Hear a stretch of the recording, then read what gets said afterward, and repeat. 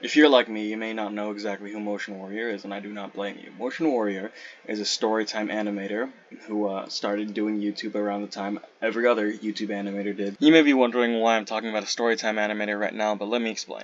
MotionWarrior has come out recently with a video explaining how she's become homeless and how her family struggles to find a proper place to live, and all of their belongings getting either stolen or broken, and I'm here to help you get caught up on the story as much as I could. MotionWarrior, real name Rachel, started YouTube on March 7, 2016. She had a love for drawing and a love for music, with videos of her playing the guitar. After gaining traction through her storytime animations, since the genre was really popular during that time on YouTube, she talked about her school experiences and friendships, and through some of these we learned a bit about her big family with her many brothers and a little sister. She had managed to grow quite a big fan base, which led to her even doing collabs with several different animators. She would receive her 100,000 subscriber plaque on October 2018 with a video of her playing guitar next to it. After finishing high school, Rachel was having a rough time. Her family told her that what she was doing on YouTube could not financially sustain her, and so they had her go to an art school. Rachel, due to all the arguments that were going on at the time in her family, ended up not wanting to refuse and ended up going despite her worries that she wouldn't be able to afford all 4 years of college.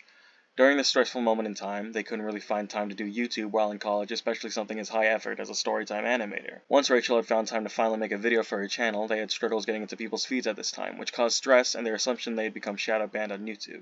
This stress, along with family splitting apart, the loss of loved ones, and even getting rejected from many jobs, and many other problems led to Rachel posting their first vent post, September 17th of 2020. It feels never ending. Sadly, after this, judging by her Twitter and Instagram, she completely disappeared off of the internet soon after. Her last post was responding to fan art on Twitter on January 14, 2021, when suddenly she returned 3 years later on July 5, 2024. She had returned to give her fanbase and anyone else who would watch her emotions and experiences on full display, explaining the troubles and losses they have gone through over the years. Make sure to watch her video so you can get more of an understanding of how it's been affecting her.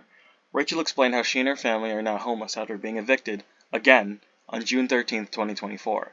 She explained how she's making this video in the hotel they are staying at, along with explaining how many of her things and belongings got destroyed during the eviction. She then turns to her viewers for help with a GoFundMe.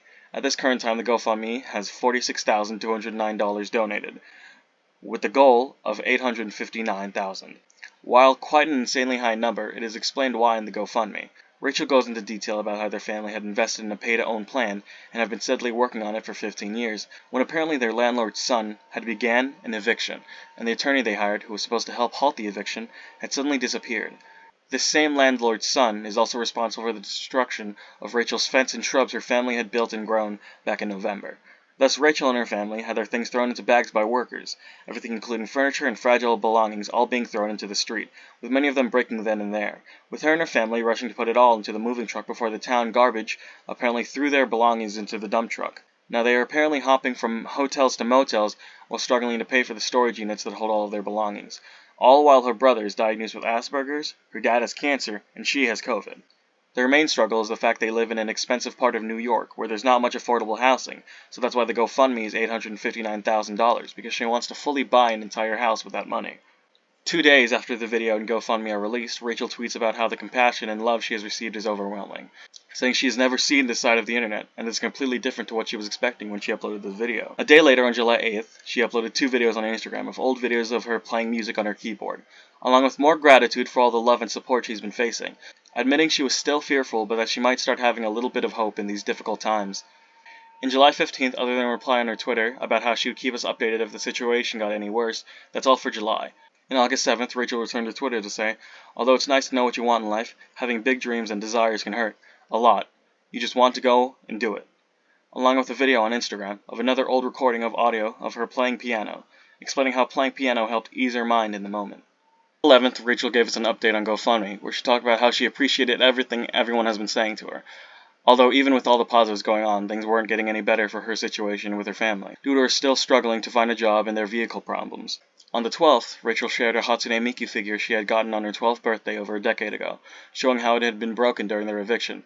Soon after, she commented on her initial video on her channel about she had just about reached her limit due to being robbed the day before, once again stating her struggles to find a job, along with understanding the ridiculousness of her extremely high GoFundMe goal, how she feels it is impossible due to the traction of the video has gone down by a lot, then commenting how she thought she would be at least halfway on her GoFundMe. She then seemingly starts to break down at the end of her comment, asking to make it stop repeatedly. On August 23rd, Rachel posts a short video about how they had lost over $9,000 worth of their belongings after their storage unit had been robbed, talking about how her neurodivergent brother screams and cries about them not returning home, along with how she's starting to feel like what has happened to her needs to be explained to the news. On August 24th, she sent out a YouTube community post. It was a more detailed version of her video she had made the day before, going in depth on her brother's struggles with self-harm and her dad's struggles with cancer, and her past attempts to earn money for her family.